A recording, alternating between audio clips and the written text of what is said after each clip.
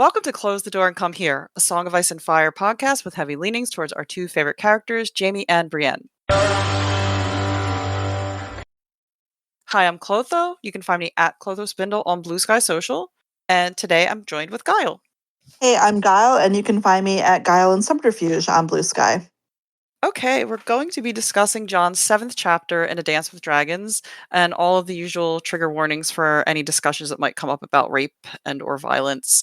Okay, so Jon's standing on the wall, looking down at, he calls it the haunted forest, and it's been snowing pretty heavily for a week, and things have started to clear up, and, he's like, kind of pondering this whole situation. He's like, okay, he tells Dolorous Edd, we're going to assemble 10 rangers, armed with dragon glass, and he intends to take the new recruits out to the grove to pledge their vows to the Night's Watch.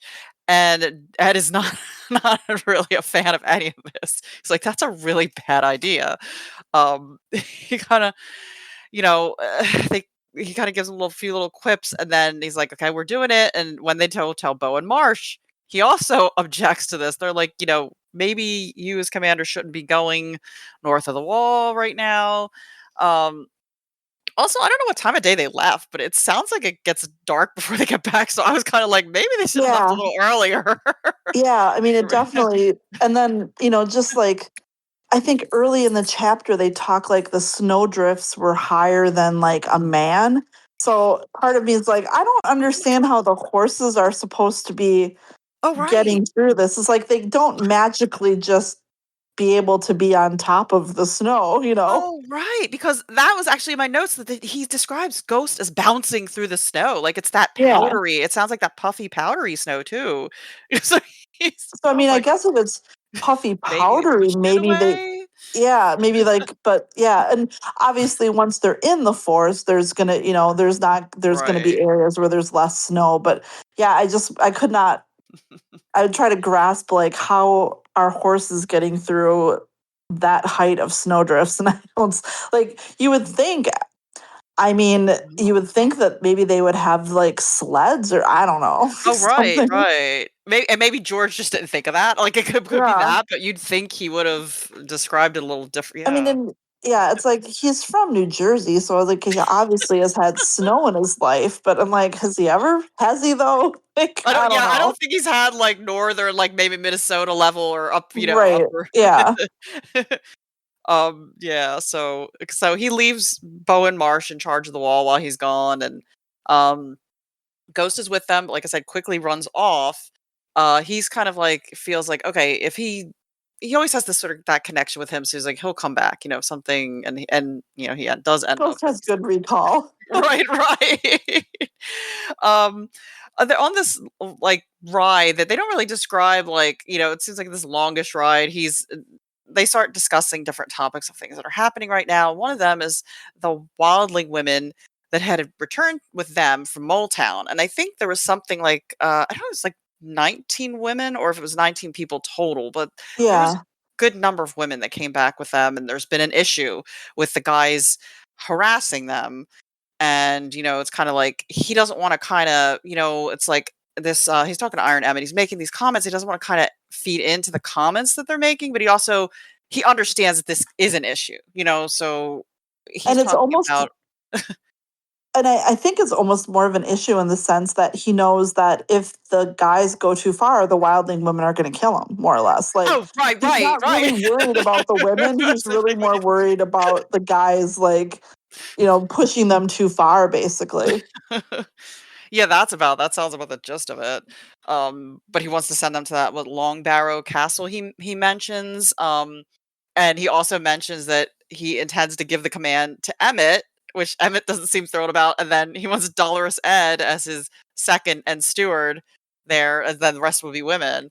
So I mean, honestly, that seems fine. Like, I like a feel nutmeg like, egg. right, like the women are going to be organized and disciplined. Like, Emmett and Ed aren't going to have to do anything. Like, if we didn't know, like, they're all doomed anyway, like, but Right. otherwise, I feel like seems like a solid assignment, I know, it sounds like it's better than being where, with all the 'Cause it just seems like there's a little more strife right at, like, Yeah. Castle Black.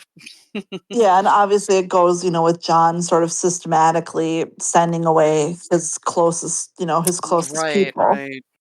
Yeah.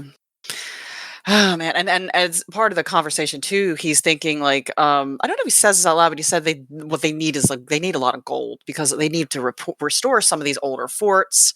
Um, and they kind of there's also a lot of infighting going on. I think with both the wildling groups and probably between the Night's Watch and things, and just people. Everybody's Well, getting on each other, dangerously getting on and each it other's was nerves. Like, yeah, and it was so interesting when he was talking about like, oh, we should have some glass gardens like they do at Winterfell, like, oh but yeah, we need these special glass makers to make them because they need to be as clear as possible to like capture all the sunlight, and it was like amidst all of this, he's having these like really good, interesting thoughts around like innovation at the wall. Like, we've talked about like, why don't they brew their own beer? Like, like this, like, yeah, like more of like what, the monks did to be relatively self sufficient. But, yeah, he thinks, well, we don't really have any, we don't have any money to hire anyone anyway. So it's a moot point. yeah, yeah. It's just a shame because he's forward thinking. Like that's a. Yeah. I really feel like John has some pretty solid ideas and things that he would want to get done, Yeah, he be does. beneficial. So it's a shame. Yeah. Like Lewin must have been a pretty good, because Right. like Rob was, like, yeah, and like all of those kids are pretty like practically, they're all pretty practically smart. He did a Right. good job. Like, yeah, it's like they have like pretty good head on their shoulders. Yeah. Yeah. That's a good point about Lewin because he was doing most of the. I'm assuming most of the teaching. Yeah, I would think. Yeah. Yeah. Yeah. Okay. So once they get like about a half a mile off. Um, they decided like they're going to go the rest of the way on foot because Tom Barleycorn had come back and said they've been out, the Rangers ranging and spotted some wildlings in the grove. And he actually mentions that he didn't know if because they were laying down, they looked pretty either sickly or dead. It seems like what he's thinking. And Ghost reappears at this point, um, right in time for them to they go rest away on foot. Um, and they kind of make this, they say they do like a crescent shape throughout the woods to try to, I guess, sort of in a way surround them so that they're not taken. They could take them by surprise and the wildlings don't, in case they're still alive. Which we find out there are, some that most I think are alive. I think there's two that were dead. Um, they were shocked, when they see all these, the Night's Watch come out of the woods, but it's John's like, we don't want to fight, we don't want to start anything right now. And there was a giant and he becomes angry, and Leathers actually knows how to speak the old tongue. So Yeah, he that was, was yeah, cool. yeah, yeah. I didn't realize, like, I guess anybody did they I don't know if they explained. I don't remember if they explained why I guess some people just know how to speak that, which is cool. So, yeah, so he was able to articulate to him, and once that happened, everything calmed down because they were like they didn't want to fight either. They're pretty much, it sounds like, at the end of the rope. They don't have any food. It didn't sound like left, and there's moms with babies, and When I think they said that they were basically when Stannis came to fight Mance's army, they were able to escape and they've been living in the woods since then. And like oh, they didn't like all of them didn't know each other. So it kind of sounds like, oh, there are some of them that were part of the same groups, but otherwise like they're just sort of like randomly they've been living together in the woods out of necessity since then. And yeah. yeah, not the best. Yeah, not the best case scenario. Um, so and they'd also heard rumors. This group of, you know, hodgepodge kind of group, they heard rumors that the crows had burned everyone who yielded. And John was like, no, we're not going to do that. You'll be safe if you return with us to Castle Black and you get food and you'll be warm. And, um, I it sounds like pretty much all of them agree. It sounds like they all agree because they Yeah, I even, think they all end up coming back with them. yeah, and they even bring the two bodies Yeah. back with them as well. And by the time the recruits, they're in the grove now and they say their vows, the stars are coming out, which again, maybe, I don't, maybe it was such a distance that just took this long They save said it, it like was like a couple miles. It sounded like it was like oh, several miles. hmm. So I remember, I Maybe the think it was like a snow. half day's ride, they said. Okay, okay, and it could be slower because of the snow and everything, but yeah, Yeah. they're there, that seems kinda dangerous, uh, but yeah. And by the time they get back, it's almost so they're pretty much going back all night long because they mentioned it's almost dawn by the time they get back to the wall. Um, there's a little funny little bit about this joke about buttering up. I wish I had the whole quote, but like Dolorous Ed's like butter up the giant, I think, or somebody was like, "How is he going Oh, to to get like through?" slip him Yeah, through yeah, the, yeah. yeah. And he manages. They sit on his hands and knees. The giant manages to get through the gate, but that was kind of funny. um, yeah, and when he returns to his chambers, um, he finds this letter from Stannis on his table. Um, and Stannis has taken Deepwood Motte, and the Mountain clans joined him. You know, he mentions that Alysanne of Bear Island and her fighters had killed or captured like Greyjoy's men, and he got more of the northern houses had joined them, and their numbers are, I think they said, up to 5,000. It's not like he's got a good amount of Yeah. people. Um, and that he was I don't know what the turnaround time on it. He said they're planning to march against the Boltons at Winterfell. Um, and I don't know what the like again if it's just like sort of a same day thing or how long it would take him to get this letter. But he's if the crows are flying it over. But he promises to save Arya and tells Jon to hold the wall until he returns. Which kind of like I think kind of sounds like a buoys John's like emotions a little bit to like hear the potential that because I guess they're not aware of what's going on with Arya at this point, so he's Yeah. thinking, oh, Well, he still thinks, you he know, thinks of what Melisandre said and wonders, like, oh oh, does right, it matter? right, Like, yeah, she's because coming to me. right, because that isn't because he's thinking, what if that's not, yeah, because the whole letter and because he didn't say gray horse or something, Yeah, like yeah, a girl on a pale gray horse or something like that. yeah, yeah, and that's when he saw it. Kind of also thinks about like it's he's also upset because, like, he's thinking there's no winner like, this battle, there's gonna be no Starks on any side. Like, there's a battle being fought at Winterfell, and that kind of, like, he thinks that's kind of painful thing, and, Mhm. you know, that whole worry about whether that is Arya, he would like to if, she could be saved, but maybe it isn't even Arya because of what Melisandre said, and, um they talk about this whole the ruse to lure Stannis, into a trap, and that he thinks like about because he trusted Melisandre and the whole Mance and the six spear wives, were saying they were gonna go and so yeah. Also, like John, like he kind of thinks like he kind of wishes he'd always wanted to do like he wants to be he was thinking to himself like, oh, if I could lead like King Darren and like and kind of ends with the chapter with him thinking like he can't even conquer his own doubts, so he's like, I wanted to do all these things. And I mean, it must feel frustrating up at the wall because to a certain extent it's like almost like micromanaging just that. I mean, it's a big deal, the wall is a big deal, but it's just I don't know, it's so they're so oft separated from things. So it's gotta feel like you're not accomplishing as much up there and kinda just spinning their wheels up there.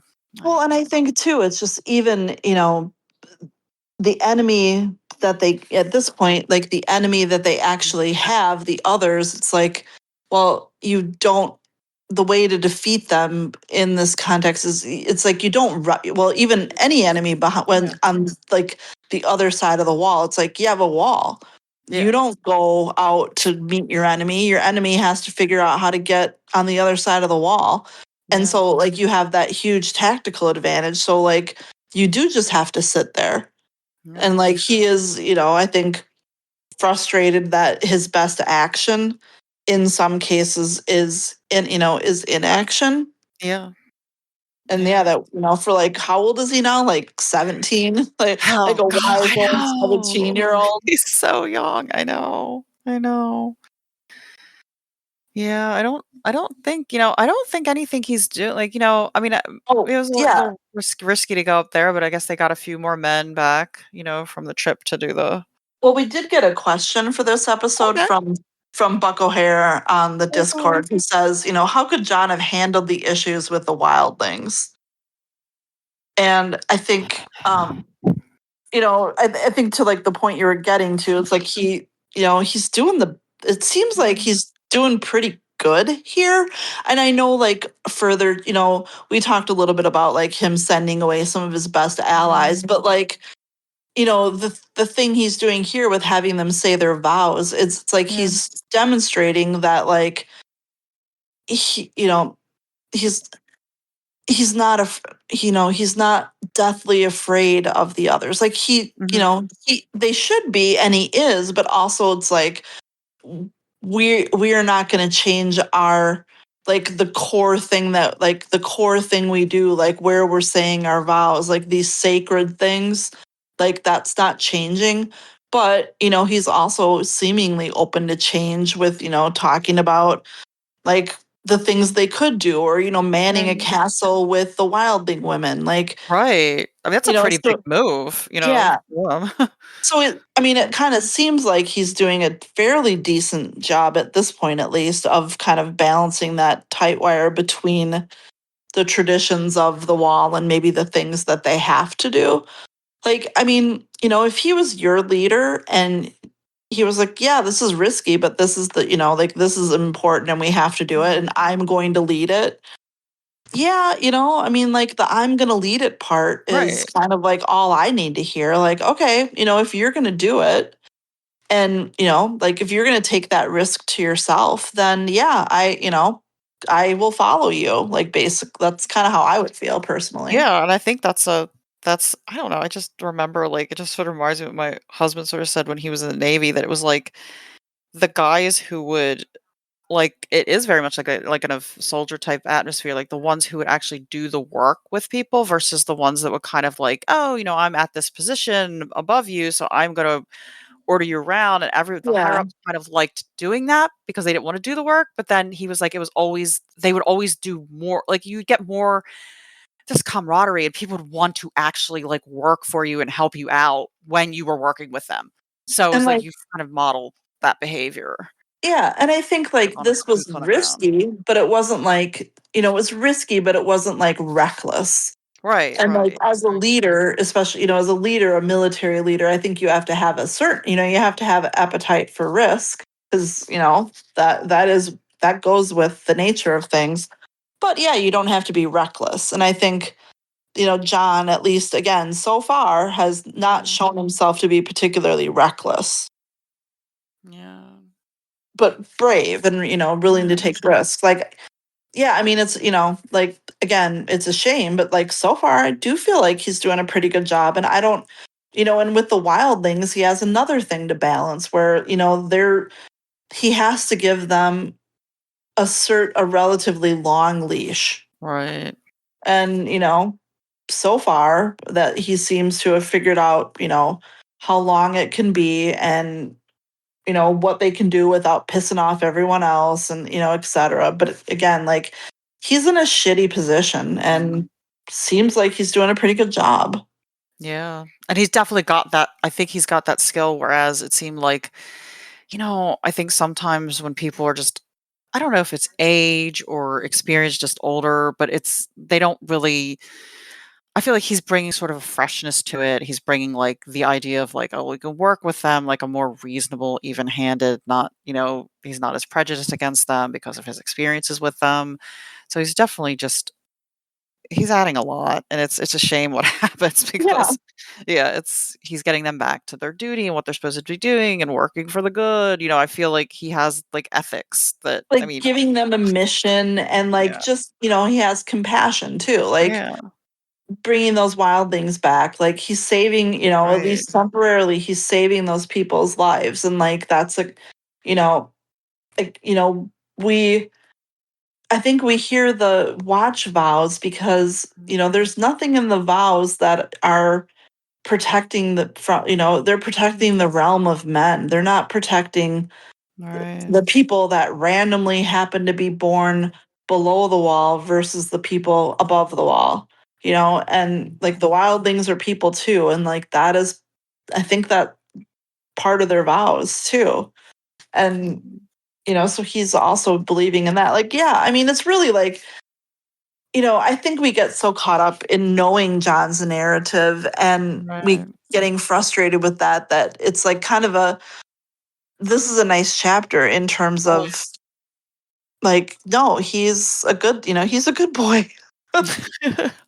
I know, and it actually was it felt like nice to read, like pleasant chapter. It didn't feel like overly depressing or anything. It's really, I mean, it's beautifully like written atmospherically, and Yeah. yeah, it's a good chapter. You know, he's a good one. Or- Do do we have any more That, mail? Or that, is it that was our only question. Yeah. okay? Thank you, Buck O'Hare.